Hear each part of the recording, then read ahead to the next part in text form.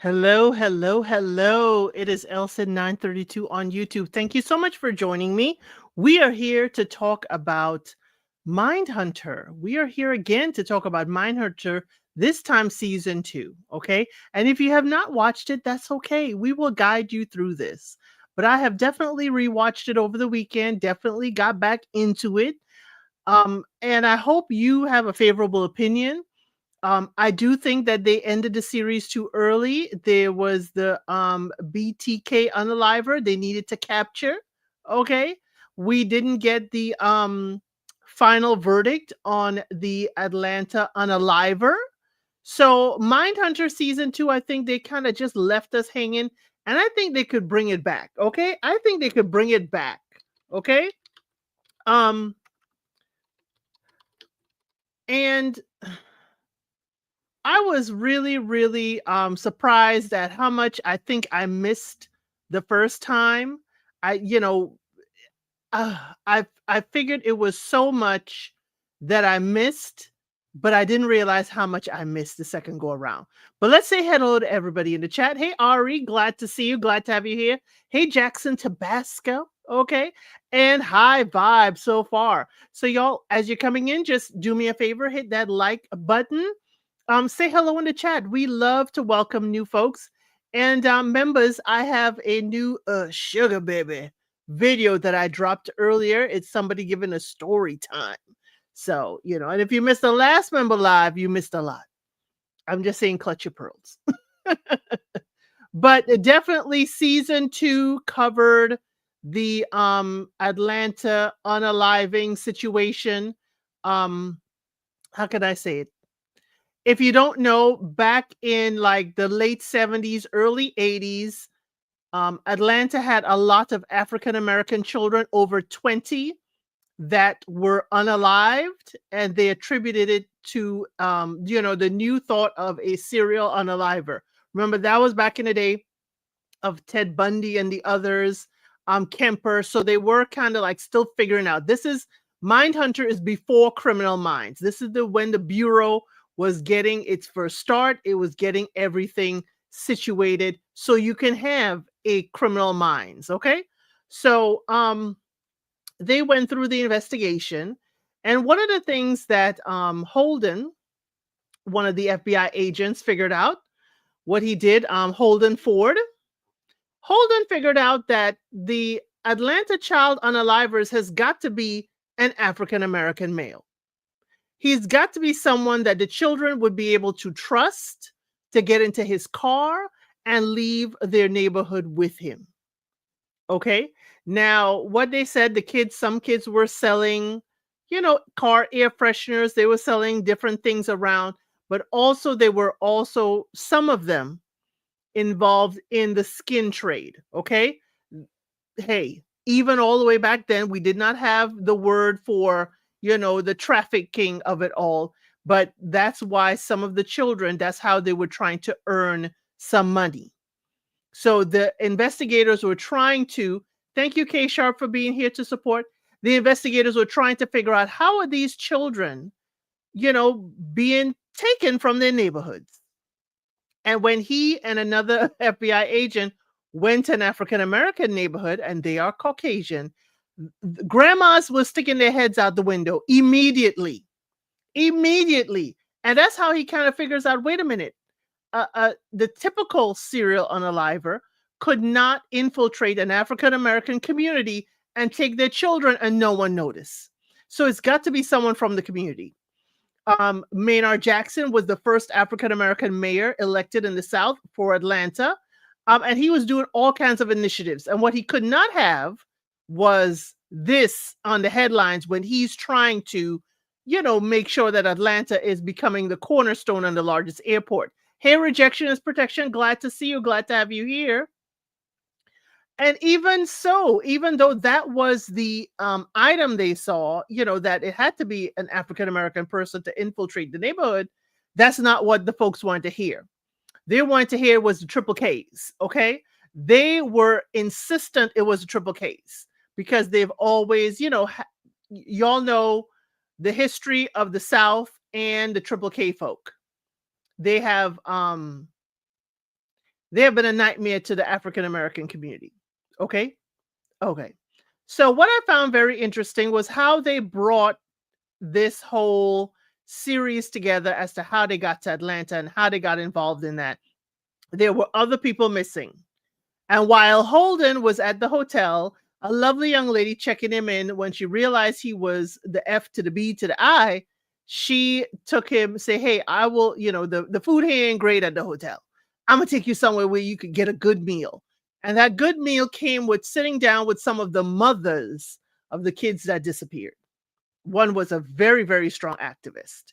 But, in the end, they did find the gentleman that they believed, Mr. Williams, they believed did did the crime, but they did not have the evidence to convict him of all the child unalivings. Okay, they did find him guilty of two of the unalivings, two men, both in their 20s. He received two consecutive life sentences, and the case was considered closed for the other 22 unalivings.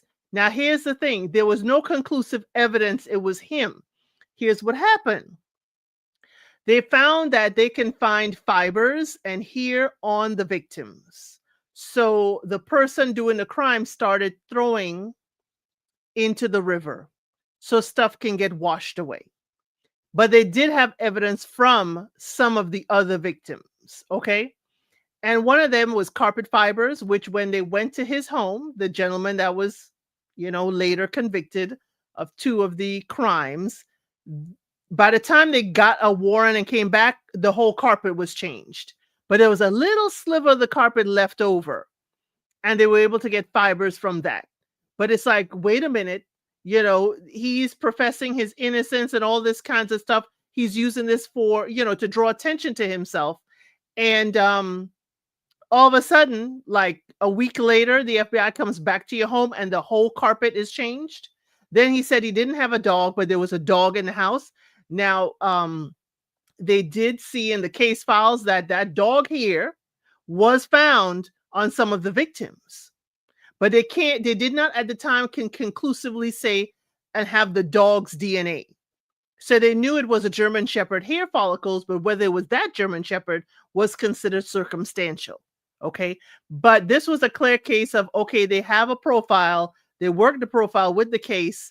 The FBI considered it a win in a huge case, but the community felt like they just wanted to blame another Black man for, crimes happening in the Black community.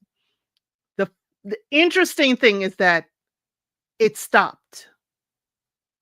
It stopped after he was incarcerated. That is what it's holding on to everybody's mind, that it's either it's him and they caught the right person, or the person moved on somewhere else. The person moved to some other part of the country, but it ended.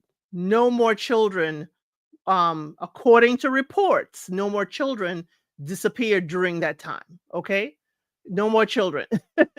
Jackson, Tabasco is a good name. Great name. Yes. So MindHunter, I think, also showed us that Bill Tench was going through some issues.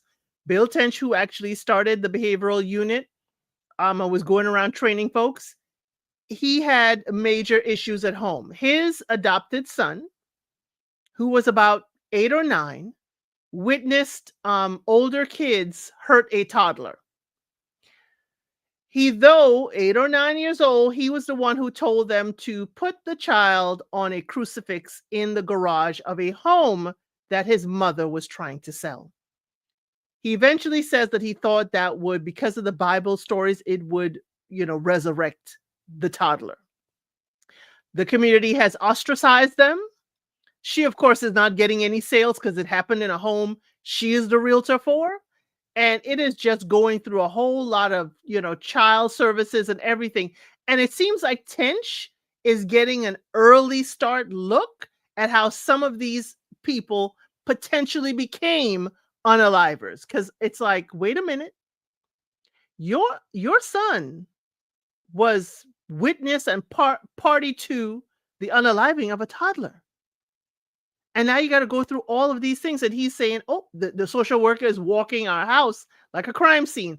The, you know, the, oh gosh, the psychologist is treating us the way and talking to us the way we talk to suspects. So it was a whole lot that Tench is going through. And his wife is like, we need to leave. We need to leave this area because we're being ostracized. And Tench was like, I'll think about it. I'll think about it after Atlanta. I'll think about it. He's coming home Thursday night to be there for Friday appointment, staying the weekend and getting back into Atlanta Monday morning. He is just traveling back and forth from DC to Atlanta, and it's exhausting him. So much so when he comes home from a victory in Atlanta, the wife left. She left the bed in the bedroom and the couch in the living room and all of his clothes, and he came home to an empty house. She just left. She told him they could sell the home and make a profit and move closer to Alexandria, closer to DC, a more eclectic community. And Tench kept putting her off until she took matters into her own hand. Now, keep in mind, she was starting to pull back. He should have seen it. She started smoking again. She stopped making breakfast. She stopped being the housewife she usually is. He would come home and find the dishes piled up in the sink. He was noticing things, but he just kept putting it off for his job. And the wife just up and left. She disappeared, y'all. He came home. Nobody's there. He sees the couch. He sees the bed, the china cabinet. Everything else is gone. And he just sits on the bed with his back to us. And all his clothes are in the closet. It's like, you want to stay with the house? Fine, you stay with the house. I'm gone. I'm taking our kid and I'm leaving. That to me was wild. That was a little bit of wild that was happening on the side. Now, Dr. Wendy Carr found herself in a little bit of a romance with a bartender, a lady bartender, who was, fending off the advances of the soldiers that were, around the Quantico at the time. And they had a very heated relationship. Dr. Carr said it's the best she ever had. And they were getting closer and closer. And Wendy asked her to move in. She refused because she wanted her own life, her own space. She had a son and an ex-husband. She divorced in order to live her full rainbow life. Okay. Then one time the girlfriend forgot it was her weekend to have her son. And the father brought the son over. And Wendy was upstairs listening into conversation. And the young lady denied that their relationship was serious. She told the ex-husband, hey, I may introduce him to a friend. And the husband's like, what kind of friend? Because we talked about this. And so she backpedaled and she's like, you know what? It's nothing. He's like, is the relationship serious? She's like, no, it's nothing. Wendy picked up her purse. She walked out the back, never to be heard from again until the young lady came to her house. And Wendy gave her a dressing down. She's like, you are not living. You think you're living your authentic hippie self, but you're not. You're not. You're living half a life. Just like Wendy is, I guess. But Dr. Carr also was able to go into the jails and interview these suspects that were there. She got a full-fledged, experience of what Ford and Tench go through when they are talking to these serial unalivers. And they thought creating stories, but she was talking about her own life under the rainbow flag when she was talking to one inmate who himself had kind of like self-loathing because he was gay. So it was very, very interesting, that whole dynamic. But I thought season 2 was wonderful. I'm going to drop the link for those of you who have seen the season. I think they handled it very well. Excuse me. They captured the South, and they captured the protests and the march and the families getting together in the South, and how they, truly were trying to find who was harming their children. They really, I think, showcased Atlanta in a very, very, very good light. So we have Ari coming up here. Oh, hold on. That's making me small. I'm sorry. I don't know why it's so itty bitty. It's okay. I'm just joking. But yes, High Vibe. You should watch it. It's very interesting. Very interesting. and they have one unalive they did not catch because they were expecting to be a season 3. And to be quite honest, they could still bring it back. I mean, because I think both the actors are still alive, or all three that are like pretty much from both seasons, so they could still theoretically bring it back. I'm not sure how much aging has. I mean, in real life, determines whether or not they want to bring it back, but they could still bring it back, and they could try to squeeze in that one from Oklahoma. So they could just to kind of put that out there. They could still do it theoretically. Yeah, they Um, can. What Ari is saying is there's a serial unaliver in Oklahoma that is going around and they haven't caught. But Kemper, one of the serials that they did interview, he was telling them, what about the ones you haven't caught? And we, the audience, is seeing this person who is an ADT person, and he's based off of an actual serial unaliver.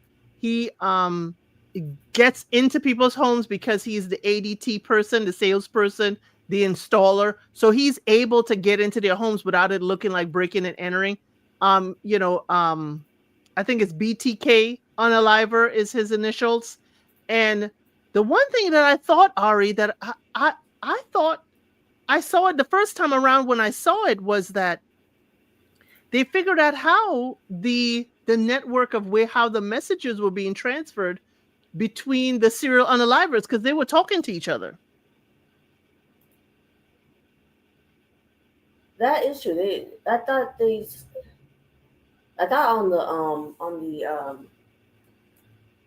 on like the Wikipedia page they figure it out or something. But I mean, yeah. I think they cut out episodes because they should have showed us, y'all. They were talking through the newspaper. They were talking through the newspaper ads. Well, they had to do it somehow. That newspapers were all the rage back then still. So I'm just saying, right?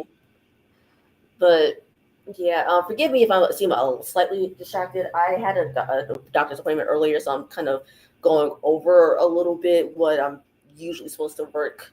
The hours of work so I can make up the time that I missed. But so if I seem a little distracted, it's just because of that. You working them and us. But just so y'all know, please don't come for me in the comments if we hear the clicking of the mouse. Yeah, clicking of the mouse. So Rejection is Protection said they focus on tensions on Wendy's private life this season. It was on Holden last season. Right. And when I first saw it, I thought Holden was going to get a little brown sugar in Atlanta. Okay. To be quite honest, I was a little scared for Holden. I'm not going to lie. That shouldn't have, but I was like, boy, what are you doing? Like, you're just going to go off with some random person you do not know from I mean, I get it. She was working at the hospital, the hotel. But like, you still don't know this girl. Like, what you doing? Like, she said, "I'm gonna take you to get the best food in Atlanta." Holden ran upstairs, took a shower, shaved, put on that cologne, smelling good, looking good, and then he was like, "Wait a minute, this ain't a date." That's what I'm talking about. Like, you just out here, like, what? What? She got him good though. I love the little things of the seatbelt don't work. It's the role for those of you who aren't a particular age like I am. I say that because Ari always like to tell us that she's younger than most of us. I know what a seatbelt is, okay? Not the seatbelt. Not the seatbelt. The winding down of the window, actually using a crank. My coworker has a car that actually has that still, so I know all about that. I grew up in that too, so be quiet, I'll say it before I come to you in Atlanta or the outskirts of Atlanta where you reside and whoop your behind. So I'm just saying. But yes, I really thought he was going to get a romantic life. But it is good, Rejection is Protection, that they did focus on Dr. Wendy Carr, because I was like, hey, back in, this was showcased in 2017, I believe. I was like, I hope y'all ain't going, bring Wendy from Boston and leave her hanging that she doesn't have a romantic interest. Now, she went to a few mixers where the men were trying to push upon her. And I wondered if Tench knew that Wendy, was part of the Rainbow Coalition, because he would always tell her, if the men, start loosening up their ties, that's your time to leave. Or if it was just being a gentleman, or he'd be like, he was her wing person, like he stayed by her side so she wasn't accosted by anybody. So it was interesting. But Well, I really thought Holden was going to get some brown sugar in Atlanta. I'm sorry. well, I mean, They missed that opportunity. I don't know, because I mean, well, yeah, they gave him a love interest in the first season. The actor's actually gay in real life, actually part of the Rainbow Coalition for real, for real. Yes, who plays Holden So, Ford? Yes. so I mean, maybe he was like, I mean, he was fully out by that point, Yeah. but maybe he was just like, I don't want to do that. I don't want to have a heterosexual love interest or relationship shown on screen when I'm not part of that. But that's why it's called acting. I understand, Because but the actress playing Dr. Wendy Carr is not part of the Rainbow Coalition. maybe she's fine with it, but maybe he isn't. So that's what I'm saying. Probably. Like, Mm-hmm. I mean, Could maybe be. he was just. Yeah. Anyway, speaking of Raggedy Carr, Ooh, wait a minute. Speaking of her, oh, I couldn't believe they had me defending her for a hot second, because that girlfriend of hers, I was like, I can't believe your raggedy behind girlfriend is making you defend Carr here, because you have the audacity to come after her for quote unquote not living her truth, and here you are downplaying your relationship with her. Right. Telling her I have colleagues that I cannot live like this around. Yeah, I was like, but I I wish was like to keep on for her for like a hot second, but I was pissed about it, because I was like, ugh. I just wish we saw more panic attacks from Holden. We saw it in the beginning when the director retired, and he told Holden, "You are the reason I'm retiring, because I'm taking the fall for your foolishness." And then we didn't see him. Like, I saw twinges of it, like, oh my God, is he about to have a panic attack right now? But then we never got a panic attack after that. I mean, yeah, that is a point. I mean, cause did go all out for it in like the first episode, and then they just completely dropped it.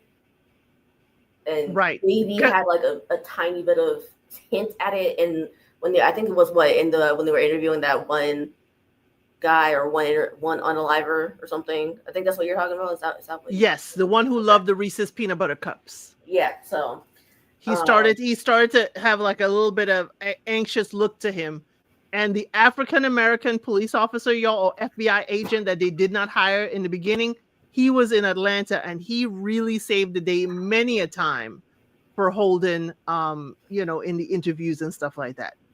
But yeah, I wish she did have a full-on panic attack, at least some point where somebody had to hide him, or somebody, saw it. Or at the very least have him realize he's having one, and then say, "Excuse me, I need to get up for a second and like kind of go collect myself." Maybe not so far as to say like have him go full out like he did in episode 1, but yeah, I do kind of agree with that. Rejections Projections thinks about Holden. I think that an interracial relationship would have taken the focus off the search for the serial unaliver, and the change of tone would have been too stark. It would have, because the young lady in question, and that's why I kind of, pulled back on it being a disappointment. The young lady in question was very much about her Black identity and about these children being, so for her to then be with the, Caucasian FBI agent would have been suspicious. But it was a good, innuendo for Holden to be all buffed and puffed and all cologne down, only to realize he's being pseudo kidnapped. To have an audience. Even though my mom went a little dark, I thought that scene was kind of cute. I was like, I was like, wow, all this subterfuge just to get him there. Right, right. All that subterfuge to get him there. And I love she had her afro, she had her bell bottoms. She was looking good getting off of her shift. And she's like, basically, I hogtied him and got him here. Now, you ladies, y'all mothers, y'all need to talk to him and tell him exactly what's going on. And wonderful thing, Holden just jumps at it. He reads about the entire thing. He reads about the case, the kids that are missing.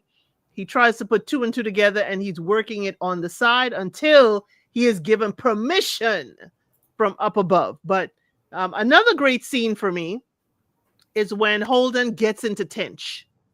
Tench, because he's been flying back and forth, and he hasn't been there for all the meetings on a Monday morning.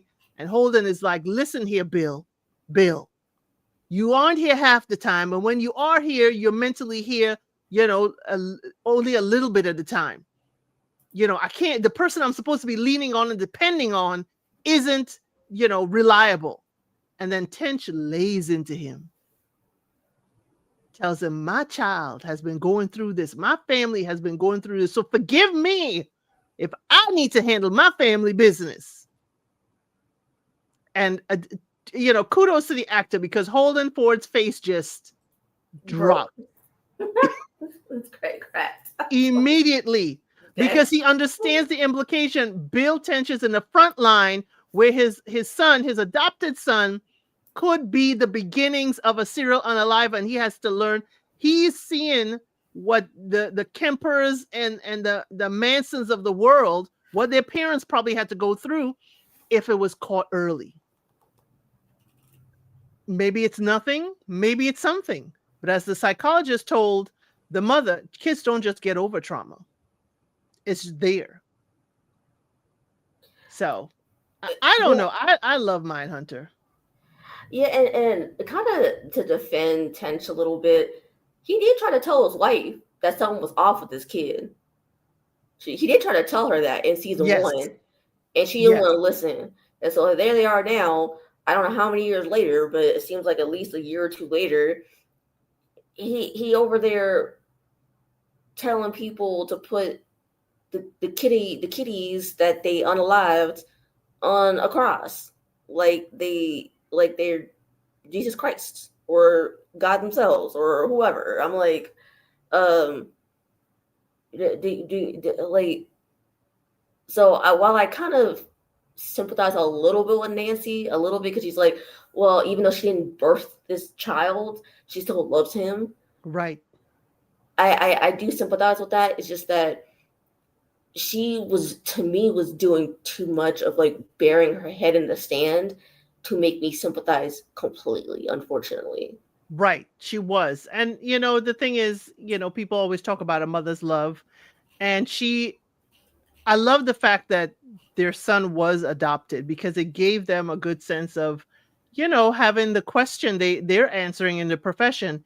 Is a serial unaliver born this way, or are they nurtured this way? So definitely, having her be, like, hey, this is my son. I don't care where, he came from or who his parents were. We are his parents. So she is the mama bear to end all mama bears. But she's, she could be seen as the dominating mother that they are seeing is usually a catalyst for the serial unalivers that they are investigating. Now, interesting fun fact, y'all. Okay, Mr. Williams, who in the show was convicted for 2 of the unalivings, though he is hinted at being responsible for all of them, he is eligible for parole in 2027. Oof. That is just 2 years out. 2027. All right now. Very, very interesting. And there are, people still around. Like I told you, one of my friends who is the father of someone who played football with my eldest son. His brother was one of the young people who was a victim. So there are family members still around. I mean, maybe those parents are not around, but it is, a lot of people still around that are connected. I thought the people in West Atlanta didn't believe Williams was guilty. Yes, they did not believe he was guilty. Many of them still don't believe it was him. They've just figured the FBI and police were looking for another Black man to pin the unalivings to. They believed it was the Triple Ks.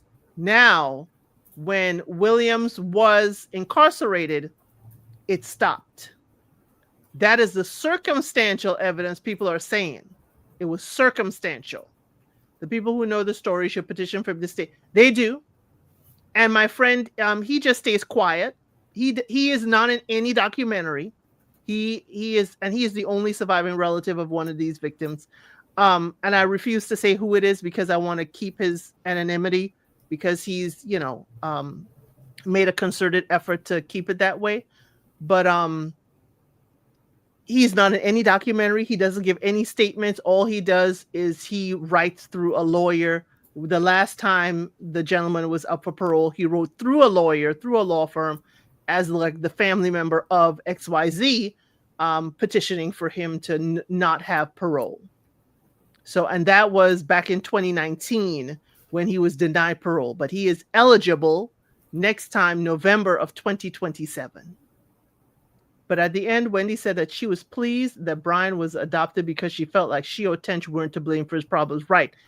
Wendy, Tench's wife, felt like she did not genetically contribute to their son's whatever's wrong with him that caused them to be party to the unaliving. Now, here's the thing that they were also, Tench was more concerned about is not only was his son there, not only did he tell the older kids to, crucify the toddler, he kept it quiet. Tench's thing is that he kept his mouth shut and still kept it shut until the police came to say, hey, the other kid said your son was there. Tench's thing is when something this dramatic happens, you know what's happening. You see the cops come to our house. You know something. You have something to say. You would say it. But his son kept quiet. But then again, Tench, I was saying your son didn't speak for many years. So he's used to being quiet. What did you think about him with the son being quiet? Wait a second.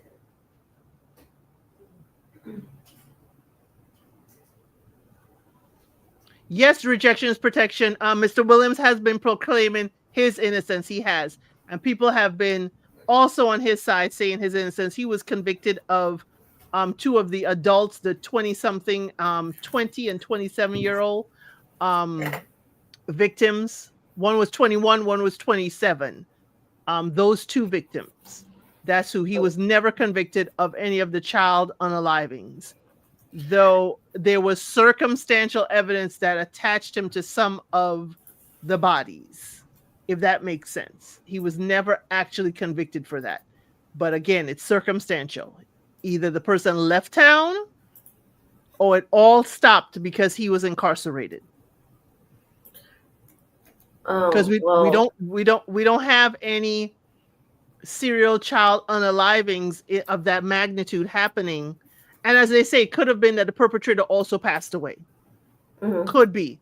But again, it was nowhere else in the country had 20 African-American children between the ages of, I think, 9 and 14 disappearing at that rate like Atlanta. It wasn't happening, and it didn't happen anywhere after that. So yes, it's all circumstantial. Okay. Yes, the Atlanta story just baffles me to this. Yes, the way it started and stopped was very, very strange, Keisha. Very strange. And to me, I was along the line of the family that it wasn't just one person.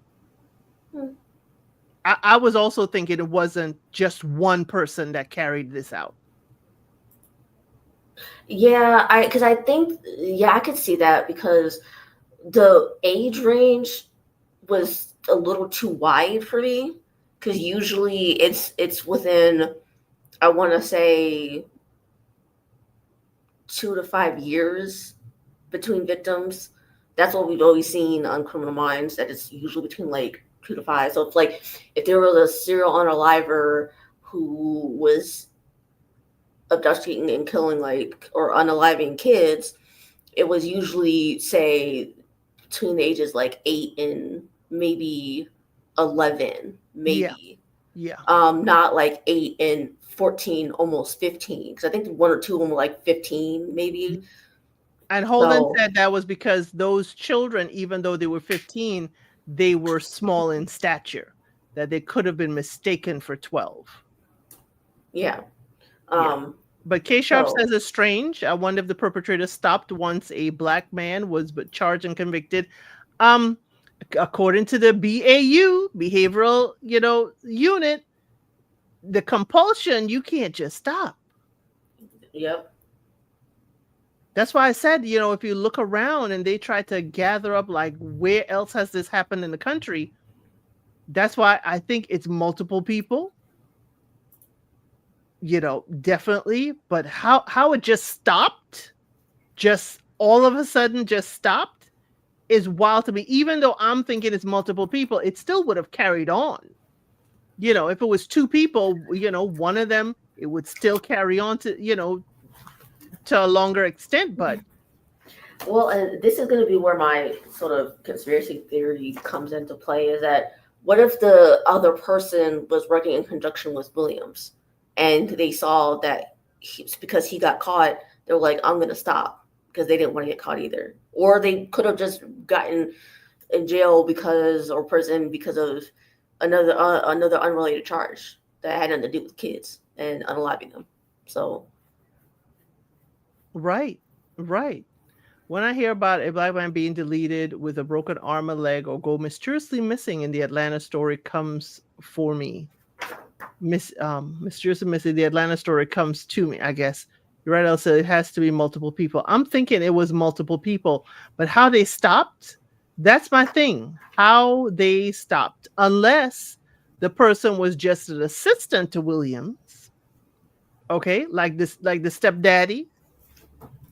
Unless they were an assistant to Williams, and with him not being there to guide or point, they just fizzled away and didn't do it anymore. It should have been reopened and treated as a hate crime. Serial unalivers don't lose their prey drive. Exactly. And that's exactly why I'm baffled, High Vibe, that it stopped. That is what's baffling, that it stopped. And looking at it years later, it was not seen as, like done anywhere else in the country. I'm thinking, the person just left Atlanta. At least the other perpetrators left Atlanta and went someplace else where they could do this.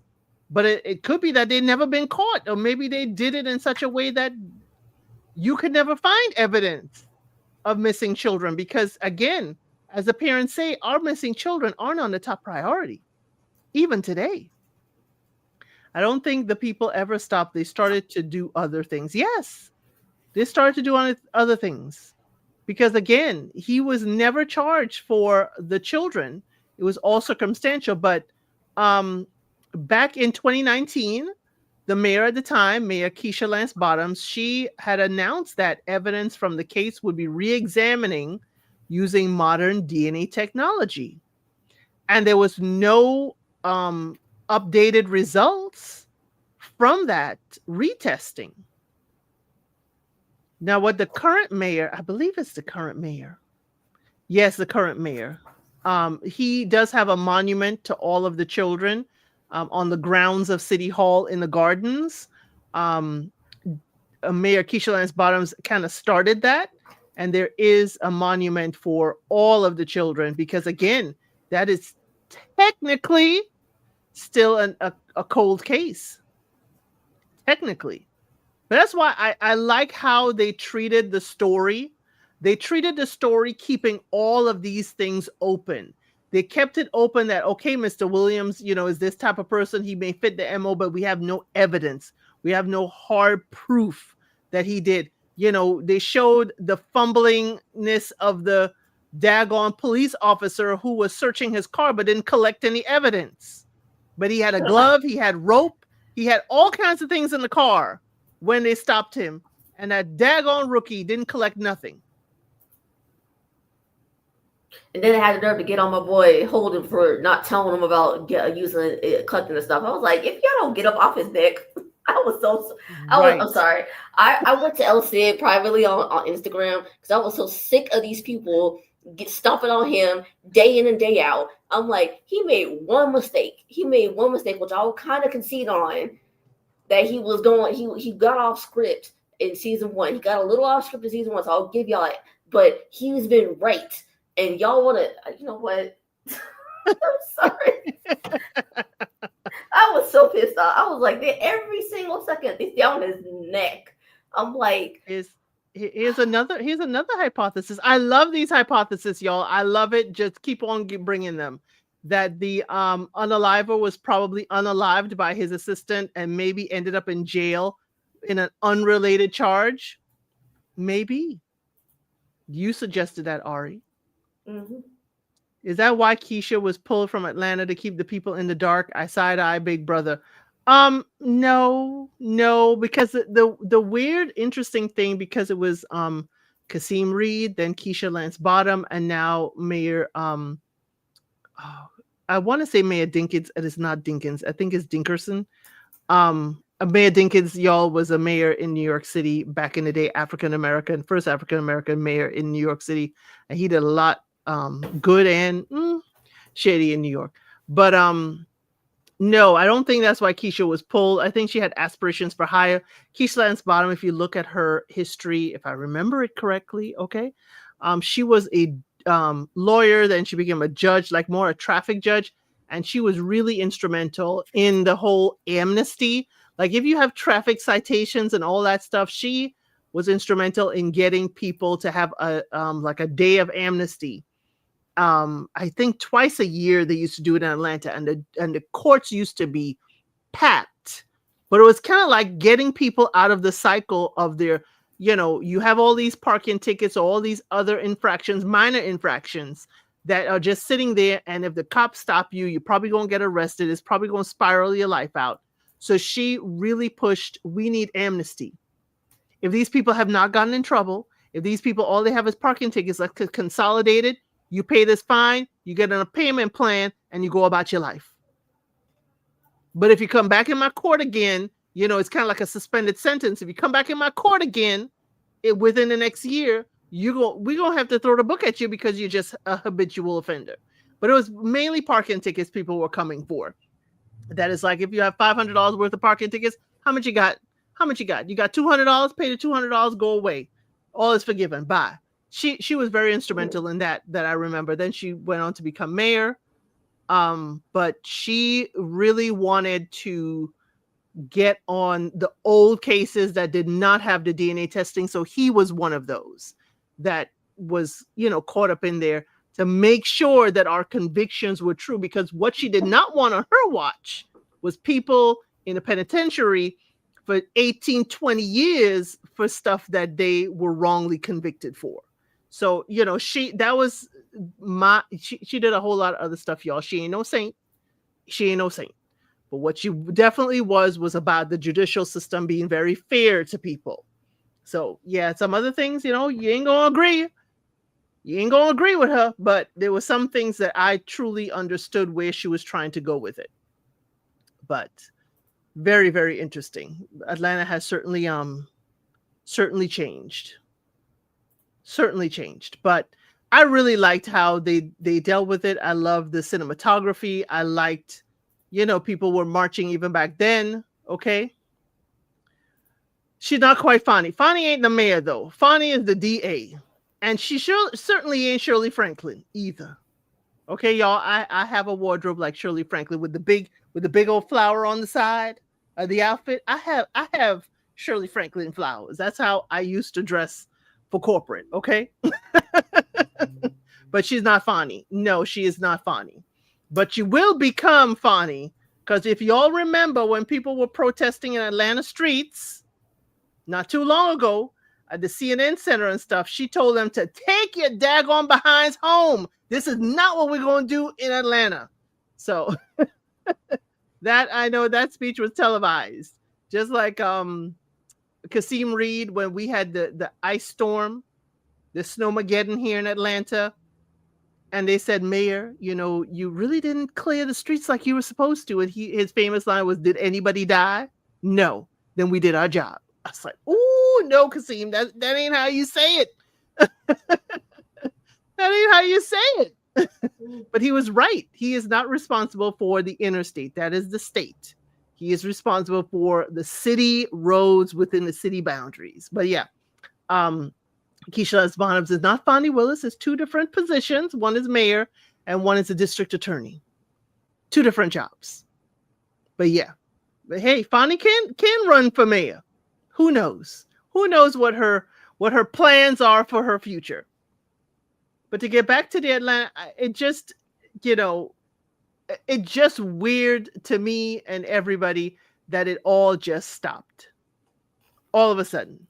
And it was correct how they put it, where the kids would walk in the street like either holding hands, or people would walk in around with flashlights at night so they could walk in the street. Because again, those neighborhoods weren't treated very fairly to have the street lights, the lights were actually working.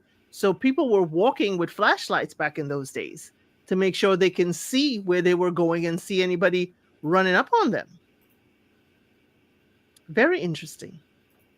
Was there anything else from the show you found interesting, Ari? Because I could rattle off a lot.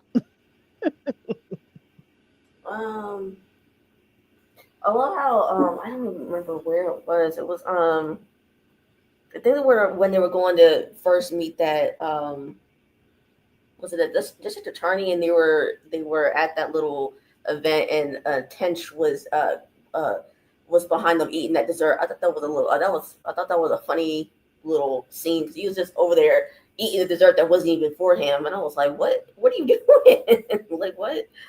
It was that the mayor or like some official that was making a speech at that thing. I don't remember what it was, but because I didn't write it down, but they were all there trying to, like, the judge or whoever that was going to give them like a warrant to search for something. Oh yes, That was a funny little scene. So right, like, nobody else is eating. Like, that's not for you, sir. And you over there eating their stuff. Like, they're going to be down a dessert because you want to be over there eating their food. Like, well, speaking of that, if we go and talk about desserts, one of the mothers y'all had told, Holden, when Holden is coming, Holden is a good young man. He just wants to feel like he's helping and contributing. And she's like, take some cornbread on the way out. You like the food around here. Take some cornbread. And he picked it up and he said, oh, thank you. She's like, it ain't free. It's $1. We got to fund this thing. I was like, okay. I thought it was funny too. As soon as he walked in, she's like, are you looking for restaurant recommendations, sir? Because the first time she met him, he was looking for good food in Atlanta. It was quite interesting. And, for me, in looking at it, it's like, that's why I tell y'all, be a tourist in your own town. That church is in downtown Atlanta in the Auburn area. So the church that the families marched towards, it was definitely on, you can drive by it. And then when I looked at it, I was like, oh my, they filmed there. It was just for me, oh my, all the areas in Atlanta that they actually filmed. I wish he had a panic attack then. That's where I really wanted Ford to have a panic attack, when he was trying to get that cross up, because he was panting. He was running with that cross. I thought that was the other dude, the other white dude. No, it was Holden with the white cross running. I thought that was the other dude, and then he just came up like. No, it was Holden. He was in the car with Tench, and they got cut off with the march, and he ran, and he was looking back to see the parents coming. I really thought he would have a panic attack and like run into the church and kind of pass out. That's what I wanted, but you really wanted to suffer. Jesus. No, I wanted to probably humanize him to the mother that was very, very strict and very, harsh. I wanted to humanize him for her too. Yeah, you know what I did notice? Holden's got a touch of OCD. I was like, because when we were in the Maybe I'm minimizing just a tad, but because I remember seeing like that scene when they were in the car when they were doing the stakeouts. Like one of the scenes, the guy who wasn't uh offered a position for the FBI, he took off his tie. Holden did the same, and then he put the tie on the little thing of the rear view mirror that was sitting up like on the windshield, and he like a second later he uh, uh, uh kind of straightened it or something, and I was like, okay, do you get a touch of OCD there? Because that's a little bit. He got quite a But few touches of OCD, quite a few. That was the most glaring one. But, Holden, the girlfriend said, dude, could you just calm it down for a bit? In the first season, you saw his OCD, clocking in, but then she would rumple him up a little bit. Okay. Yep. It was Holden tension didn't fit enough to run. He wasn't fit enough to run like that. I think she's thinking about the officer that ratted them out and sent the tape. He never went to Atlanta though. Ari. That officer that you're thinking about, the other oh, that is officer. right. I forgot. I thought he was because it looked from an angle it looked like him. That's why I was like, I thought it was him for a second. I was like, what? But yeah, okay. shApp says some mothers hurt due to the loss of a child takes all the humanity out of them. Yes, that mama was so focused on her son was never found. Her son was never found. And all the others, she was the anchor for that whole place. She was the center pillar for all of it, organizing, the fundraising, everything. And then all of a sudden, they turned their sights on them to try and investigate them, not the FBI, but the city police and stuff like that. And, the folks weren't hearing it. The folks weren't hearing it because they felt like they had to leave no stone unturned to find their child. So, yes, it did take the humanity out of that mother. She's constantly holding out hope that either her son is found alive or at least she got some remains for closure. So that's why I kind of like wanted Holden to have his panic attack when she was leading the march to that church. And I think it would have softened her up a little bit towards him, not fully, but let her realize, he's human, he's fallible. And, I'm glad they did not paint it where they were distrusting of everyone who was Caucasian. Okay? Because it could have gone left for Holden if he wasn't such a, and I mean this respectfully, it wasn't such a childlike figure. You know what I'm talking about. He's childlike. He's unassuming, open, wants to help. You know what I mean? Yeah, Come on I know. now. It's just I know. It's just that I think that's why I was like so annoyed with these people because it was like they I was just like at some point like you're making it because to me Wendy was acting rather holier than thou, like she was always like there was like to me she had the arrogance that you had said to me that Holden had a little, at least a little bit of. Right. I mean, I I don't know. I'm still kind of not really agreeing with that fully, but Okay. um, just because it could be just that he had like he because they talked about the Williams having hubris, so he mentioned that Williams had hubris in the one of the episodes, and so maybe a touch, maybe just a touch of like young bravado, like just a touch of young bravado a little bit. Yes. Maybe that's a better thing for it because I don't want to say arrogance because arrogance to me means you're doing it all the time, right? And you're doing it actively. And he doesn't seem like he's doing that actively all the time. Like he may have done it maybe unknowingly, but it didn't seem like, I don't know. It just didn't seem like he was doing it all the time actively. So that's why I was like, that's why I was pushing back a little bit. So many a time I thought Wendy was arrogant. Yeah, and that's why I had such an issue with her throughout both seasons because She seemed to think that she knew it all the time. Like, and it's just like at some point you kind of have to like humble yourself a little bit. And Holden, at the very least, seemed to try to do that, even if it didn't always come across that way, or he didn't do it all the time. So that's why I was like, can you kind of please like calm it down a little bit, sis? Because you're getting on my nerves.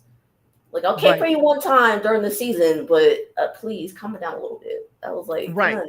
Right. Because I was like, okay, y'all introduce us to Wendy. Y'all introduce us to, her having a hidden life as being part of the Rainbow Coalition. I understand she is the brains behind the operation. And I really thought, they were going to have her be the one rattled when talking to the serial unalivers, collecting the data directly. But she actually wanted to be out in the field, and they were like, you got to be in the office because you are the brains. We cannot have you out here. And then, two, liability. Wendy is not an FBI agent, she's a consultant. We cannot have, if anything happens to her on the job, she's not protected, to that extent. You have trained agents for this, and she will have to train them to be out in the field to collect the data that she's going to compile. But yes, K Sharp, some people in their grief, some people, it's kind of like the fight or flight. Some people are very stagnant in their grief, and some people find um, purpose and action and becoming an activist in their grief.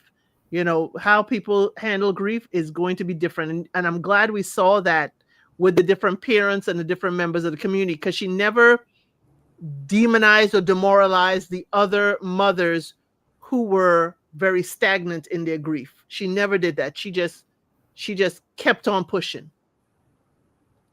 Still at awe the strength of Sabrina Fulton and many others. Yes, definitely. Any of those who can, pick up in their grief and keep on pushing, you know, definitely, definitely, they deserve kudos, much respect. And I'm sure, that's the sad part about this. She was never able to, find out about her son. yeah. I was like, that whole case made me sad though. I was like, oh no, because unfortunately they probably will never know the full truth. I mean, as much as people like to think that the truth will give them some sort of peace, and maybe it does on a very small level, but we at the end of the day, the child is still gone, and they're not there anymore. So knowing the truth can only do so much for people, I think. Well, maybe some people. I don't want to make a blanket statement and say for everyone, so I'll just change that statement right now. But Right. um, I think for a good amount of people, um, I can see how knowing the truth might not give them as much peace as they would have loved to have. Right. So Because as of now, as of 2019, um, only two of the mothers are still alive. One is 81, one is, I believe they said 75. Louise Evans, mother of Alfred Evans, the first presumed victim, was alive in 2019 at the age of 81. And Catherine Leach, mother of Curtis Walker, was still seeking answers in 2019. She is the one that was 75 years old.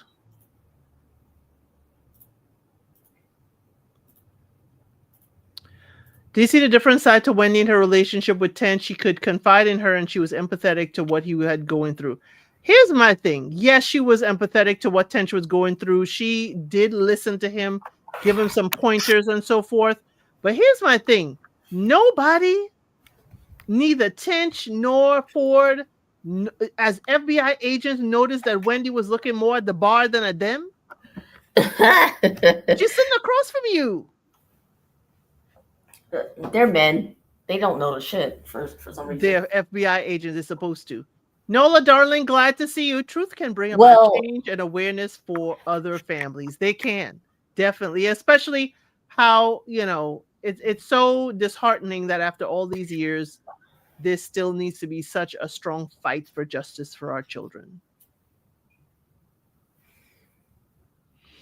I'm sorry, Ari. Go ahead. I'm sorry. I was gonna say, well, in the capacity of noticing crimes, yes, okay, that's they'll probably notice stuff like the like oddities, but in everyday life, like except for the with the exception of Tench's son, I don't. They're men. Like as you said that I mean, he may have noticed his wife wasn't doing everything, but I mean, like she used to, but he didn't care enough to say anything. If he did notice, truly, He um, noticed her so smoking. He noticed her drinking. He noticed everything, but didn't say a word. that's what I mean. Like, so I mean, and maybe he did. It's just that he never said anything with to Wendy. So I mean, but I wouldn't be surprised if in this case, in this particular instance, he didn't notice. At least as far as I'm concerned. But I mean, as far as this instance goes, so I don't know. I understand. I understand. I'm going to see if I can bring this up. I wanted to show y'all what the mayor decided to do.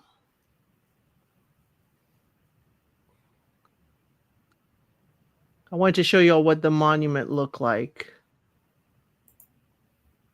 If I can, that's the one thing I said. There's something I'm missing. There's something I didn't do. So that is what the monument looks like at the side of Atlanta City Hall. If you're looking at your screen, it's kind of like you walk down the steps on the left, so it's kind of like a sunken area. There's a bench. There's a long curvature bench, and there's a name on the wall that you see, and there's a little ledge there. In the ledge, people put flowers there, or people can like leave, a trinket or whatever, but they usually ask you just to leave flowers, and it's cleaned up, I think, at the end of the day. And to the right, there's an eternal flame as well that's there. So this is what Atlanta City Hall, and every name of the victims are listed there. They have their own name up there with a little ledge for you to put a flower or something, just in remembrance. But sometimes the Atlanta City Hall staff is there. People sometimes go and they're on break or they go to lunch, but it's definitely open to the public. You see the street to the left there. That is right there, right next door to across the street is another city building, but this cream building with the long windows, that is Atlanta City Hall. So definitely this was the monument that the mayors came together later on to kind of cut the ribbon on. It's very beautiful. It was well done, very well done. You're not going to forget that these children, it's still unsolved. Okay, let me see what else. Tench was too tired to deal with it. The work schedule knackered him out. It did. I love the word knackered. It did. It did. Rejection is protection. It did knacker him out. It definitely did. He was on a plane Thursday and back on a plane either Monday morning or Sunday night. It was 4 days on. It was 4 days on, 3 days in Atlanta and gone. Okay, Shop said, I feel the truth will never be known. Exactly. It's one of those cases like the truth will never be known. And I think that's what former Mayor Bottoms was trying to do when she tried to reopen the case to forensic evidence and to forensic testing to see if there could be some closure with what forensic evidence they did have. But unfortunately, no. But I really appreciated the show, and I'm sorry, I'm stuck behind. We're stuck behind all this. Uh, I really appreciate the show even touching this because where have we seen this? Tell me how many shows address this, because I was a very small child around this time. Ari wasn't even born. We know that, Ari. You ain't got to say it. Be quiet. I was very small. I did not know about this until I was in college, because I was in New York. I didn't know about this. This is not told and represented nationwide to me. When I came to Atlanta and came to the South, I found out more. When I was talking about it and say, I don't know much about this thing, and then find out that your brother was part of the victim pool, it hit home. I mean, it real hit home.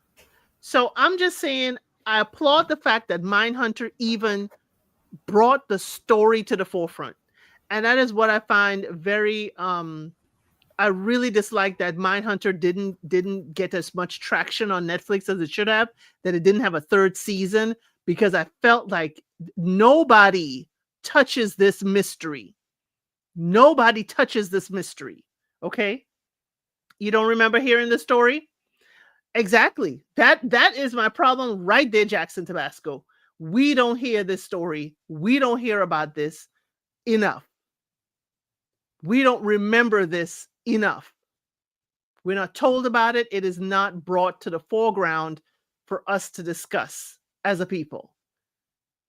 It is not brought out for us to discuss. It's not even told. This is part of our history. It really isn't told. And that is what, kind of angered me for quite a while. It angered me for quite a while. This was during 1979 to 1981 that these children went missing.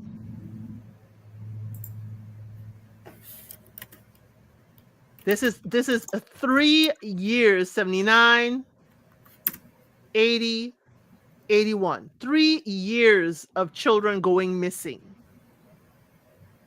And that's why I applauded this. There's no show talks about it. No show talks about it. That's what I'm saying. No show even touches it.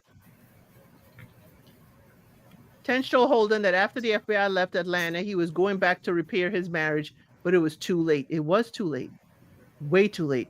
Awareness and representation makes it harder to hide the culprits. Yes, totally agree. The reason I hesitate to watch it because I didn't want to see something different. What I learned, I definitely have to check it out. I'm wary of watching our stories. They're interpreters. And that's why I liked it, K-Sharp. It was not pushing us in a particular area. It showed us all angles. It showed us the parents saying you need to check the triple K. It showed us when they did check the triple Ks. It showed us the angle of when they thought it was an African-American man. It showed us clear as day what the investigation did. It told us Williams, though he's a suspect, highly suspected, it was circumstantial evidence. It was one of those shows that didn't try to pigeonhole your opinion and didn't take you down the rabbit hole in one direction. I remember the Atlanta Unalivers. I was 10 or 11 at the time. We wore green ribbons in honor of them. Wow, high vibe. That's awesome. That's awesome that you remembered it. Excuse me. And you were part of a remembrance for them. You were born in 79. Wow, Jackson, Tabasco. The interpreter's perspective. Yeah. They didn't.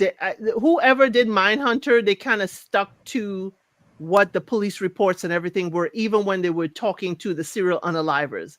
They stated fact. The fiction, a lot of the fiction part I saw was their lives. Bill Tench, Holden, and Dr. Carr.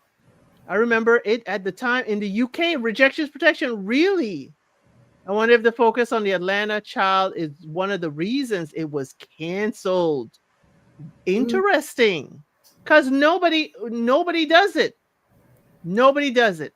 Let me see. In movies. Nobody does it. I haven't seen it addressed. There was a miniseries, yes. TV movie, yes. That's it. And Mindhunter. That's it. I just checked it in movies, in media. There was a miniseries on CBS. There's the, Who is another miniseries, a TV movie in year 2000 with James Belushi and Gregory Hines, and then here Mindhunter. It's kind of like, who's keeping the story alive? Who's keeping the memory alive? The trial lasted for 9 weeks, but it was not for that. It was not for that. Okay. He was tried for the 2 adults, 21 and 27-year-old victims. Okay. Yep. Can't have us too aware. Which proves to me this was a hate crime brought to us by the Triple K. Hey.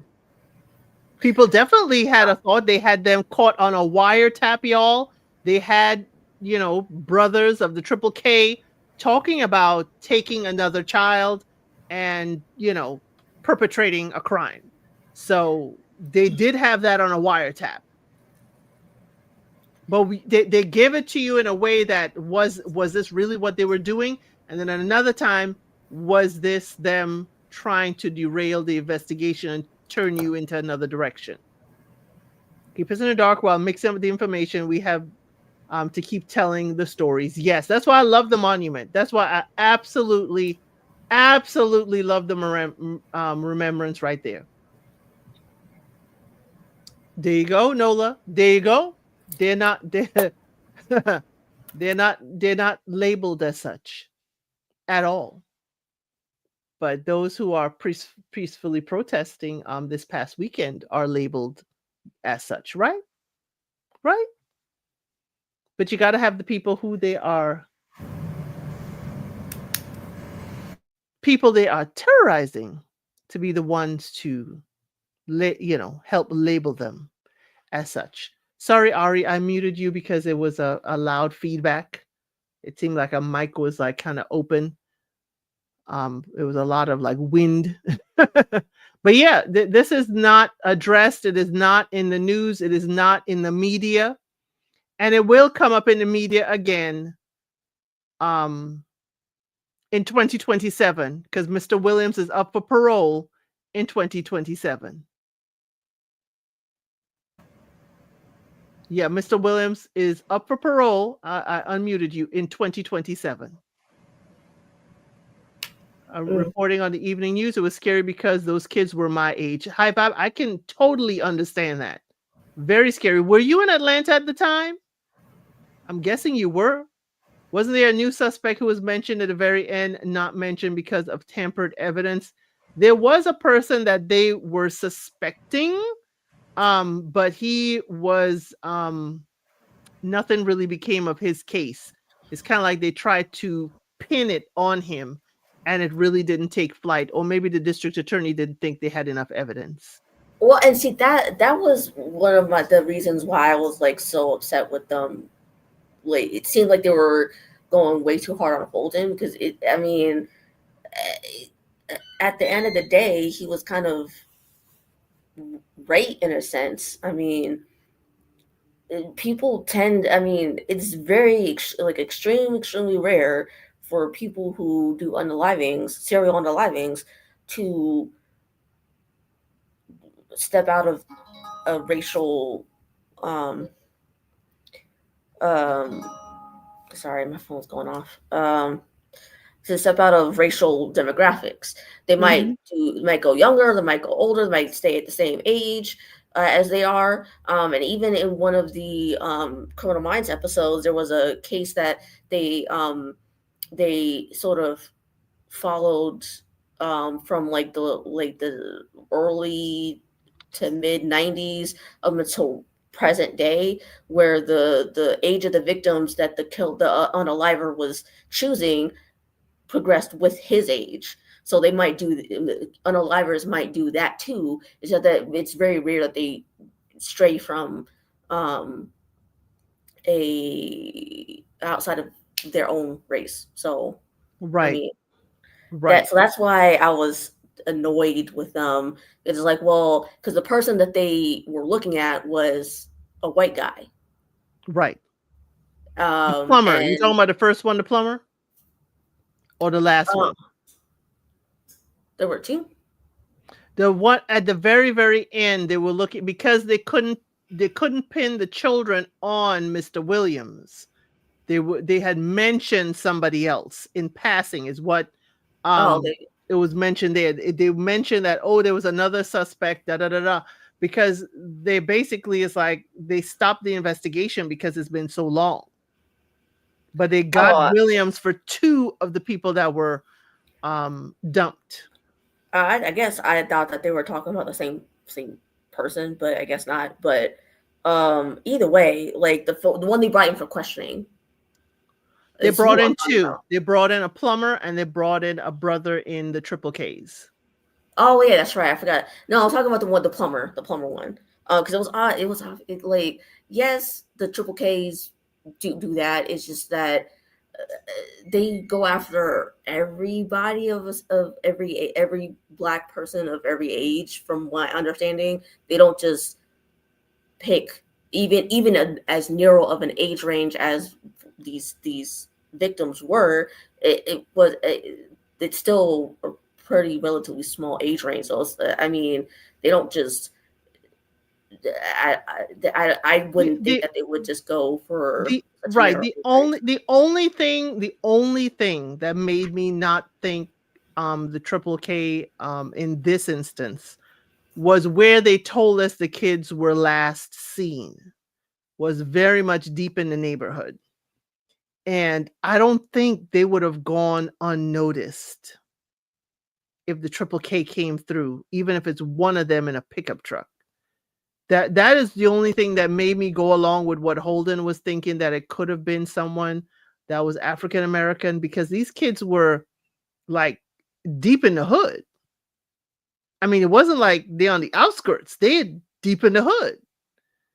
So I'm like, and they get into a vehicle with one or even two Caucasian men? And if they were snatched, they were usually, the kids knew and saw, oh, so and so was went over here, so and so.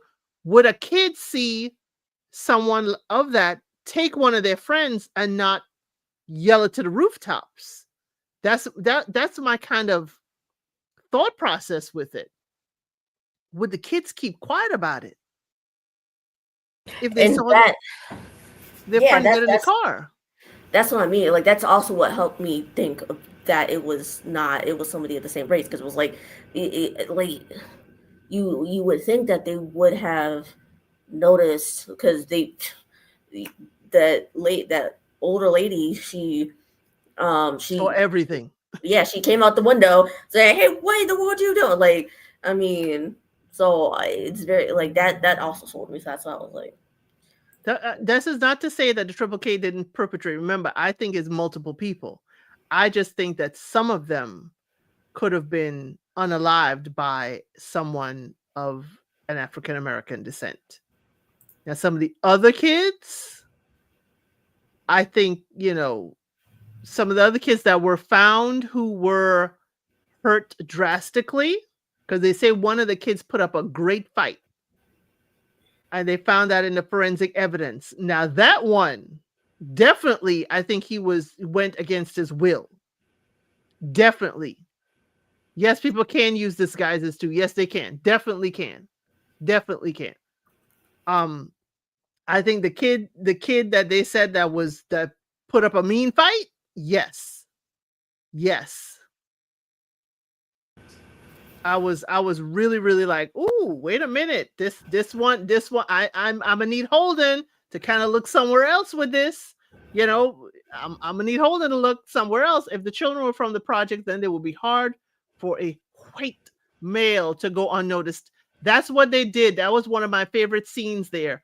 The other agent who ratted them out to the internal affairs. Um, he walked up to some kids playing in the courtyard and say, hey, I got $1. Could someone show me directions or whatever? And the kids are like, mister, you lost, da, da, da. And the kids start talking. Grandma's head was out the window. What you doing here? Don't make me come down here. Why are you talking to my kids? Grandma was on it. And then when somebody heard one grandma, whole bunch of other grandmas stick their head out the window, like Miss Pearl from 227. What you doing here? Are you lost? You better go from here. They show a Christian rookie FBI agent try to, yep, that's what I was talking about. Approach some black children. Children rejected him, and the grandmothers gave him the what for as a test. Yes, that's what Holden was saying. But they tried to throw that off because Holden said he tried that. That was Maryland and DC that he did it in the projects there. And they tried to say like the Atlanta kids weren't the same. And I was like, no, I'm not gonna have that kind of defamation. Like the Atlanta kids ain't at, or the Atlanta, black community ain't as hyped as the projects of DC and Baltimore. No, it's the same thing. You roll up and you try to talk to these kids. The same grandma that was sitting in the front that said the child went to that house, and that house. She the same grandma that's going to see and have any kind of conversation, right? Like the kids from the South are slow. They ain't slow. As a matter of fact, them kids in the South were hustlers. You heard what I said. They're still hustlers to this day. Y'all heard about the water boys. They're still hustlers to this day. Okay, they're still hustling. Adults had a sense of to know not to walk up on random children, right? Because the children starting to take things that would, protect them. A test instigation by Holden. Does he not realize it was just 20, 30 of them from the South moved to DC? Right? 20 to 30 years, right? The dirty South. Thank you, High Vibe. The dirty South. Where's Luda? Because them kids from the South, they know how to handle themselves. Because again, think about it this way, and this is why I was like real pissed off at them for saying this about the kids in the South. The kids from the South gotta watch their back for the triple Ks. The kids in DC ain't got to do that on the same level as the Atlanta kids. The Atlanta kids are raised to watch out for the triple K that they may be coming around. That ain't the same in DC. DC is told to distrust, law enforcement and distrust, especially the Caucasian law enforcement. But again, it's not in the same manner. These kids in the South were raised that there are white sheets in people's houses. I was like, wait a minute, what you trying to talk about? These kids in the South, like they're more trusting and getting a car with a. You must be kidding. I mean, so I would say like they're distrusting, but for different reasons, not the exact same reason. So, or 100%, I should say, because like you said, they might they're at the time there still could be the triple Ks and more obviously discreet there. More, as the more north you go, but I mean, so they're not going to be putting on the white robes and riding horseback down the middle of the street, but they're not. They still have to kind of like be wary for a different reason as opposed to that particular reason. Right. So. And yes, the plumber question said there were mixed ears and where the white man wouldn't be noticed. Yes, but he still would be noticed, or it would be noticed that that's Mr. Whatever. They would know that particular man. And they would know if that particular man, if that ain't the particular man they're used to in their neighborhood. They would know. And funny, there was not a 100% similar case on actually Criminal Minds, but there was a case where there was, if y'all watched this, I don't remember what season it was, but it was still with when Hodge was there, and I believe, and there were black teenage girls who were going missing, and it had to do with the music producer, the faux music producer. Right. So yeah, it was tiny bit similar, but it was just that it wasn't more narrow to more boys and anything. It was strictly young teenage girls. So right. So that's why the other thing with the Atlanta child unalivers were it was girls and boys, more so boys, but they're cunning in making sure no one survived because black children will tell it. exactly. And that's why the thing was um rough for me. Holden had, one of the kids was there at the hotel. I guess the young lady who works at the hotel. She has a connection with them, and it has an arcade attached to the hotel. And he, gave the young man the $10, and that's when he learned that some of the young people were trading, either photographs of themselves. They were allowing themselves to be photographed for money, or allowing other things for money. And I thought he would have gone to the young lady and say, I need to talk to the young man, because, he had a distrust too for, Holden being a federal agent. I think we should have gone down that rabbit hole. We only have so much time, but we had, a whole episode short in this second season. So I'm thinking we could at least gotten her to tell the young man to tell Ford, because he knew the vehicle that the kids got in. Because as shApp said, the children will tell it. The children were telling in little spurts, like, oh yeah, that's how they knew the car. That's how they knew the vehicle. One of the mothers had her son tell the FBI agents what he saw. Oh, my friend got into a car. It looked like this. It looked like that. And, he left. And they're saying that in that instance, for that child, it would not have been a triple K situation, because there's no way the child would have jumped in the car and the friend would not tell that they got into a car and they were taken by a triple K member. That's why I think some of the children could be triple K, and some of the children could have been a perpetrator of African American descent that could be hiding under the guise of, they're not going to find me. They're going to try and the triple K. Or it could be, another person, of the few people that actually talk about this, a few people said, could it be somebody who's African American hunting for the triple K? That one kind of sent me a little bit. I said, I want to think about that, but their hypothesis, all skin folk ain't kinfolk. Yeah, I have heard that, but I was like, I don't even want to go down that route, because that is diabolical to me. That is diabolical to me.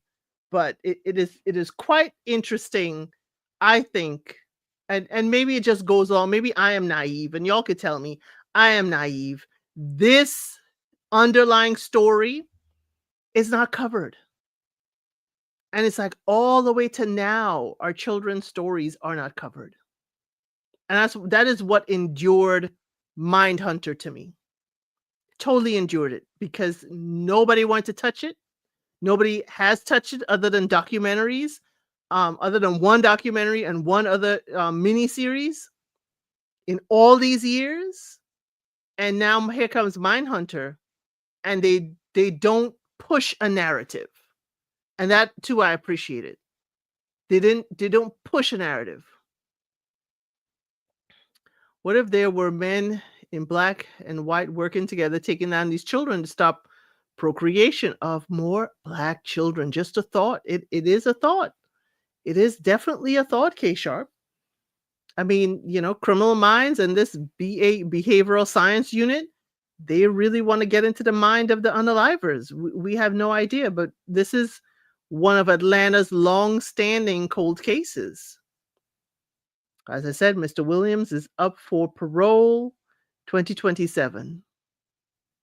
Probably by the time when maybe Nesto, if you're in the Nesto universe, Nesto will be sentenced the way his case. And remember, his last name is Williams too. I'm sure no relation. Every Williams ain't a relative, okay? Okay? Every Williams ain't a relative. But y'all, that is what I have for this week. Was there anything for MindHunter you wanted to talk about, Ari? I think I said pretty much everything. Okay, well, I thank you for coming up as usual, having a little chitty chat, a little fun with me. Okay, I I'm always love it. So I'm gonna drop you down so I could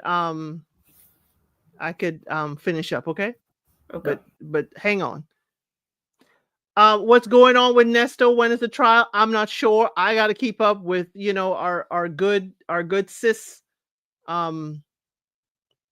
Fran, Real Talk Bougie. I'm gonna have to find out from her or from Lady T Bug. That's who keeps me updated. Okay. Trial was delayed again. Okay, thank you. His trial was delayed again. So maybe he's gonna be at 2027 when the other Mr. Williams gonna be on the docket. Y'all, thank you so much for being here. Next week is Halloween week. And though we did not see her in the chat today, we know our good sis Cheryl absolutely loves her slasher films. So next week we're going to talk about our Freddy and our Jason. We got to talk about two of them because for me those are classics. Okay, for different reasons. We'll talk about Friday the 13th and we will talk about Nightmare on Elm Street. You could watch one movie or all of them. I have seen all of them.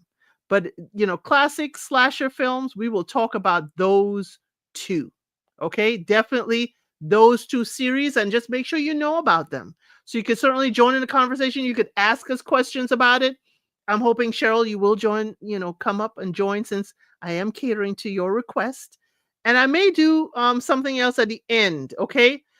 Yes, I was thinking about doing Chucky because I'm going to do 2 that week because it's Halloween week. I'll do one for Friday the 13th at Elm Street.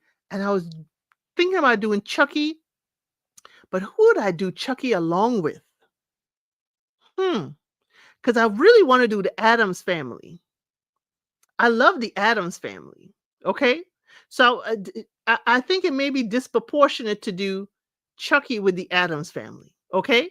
So, certainly I will figure out. You could certainly leave it in the comments. Yes, I do want to talk about Chucky.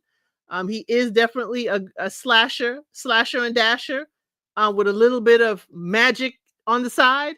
So definitely thank you all so much for being here. Thank you, Rejection is Protection, K Sharp, High Vibe, Jackson Tabasco, Nola, Darling, all of you. Thank you. Special thank you to Ari for always being here to chat about this.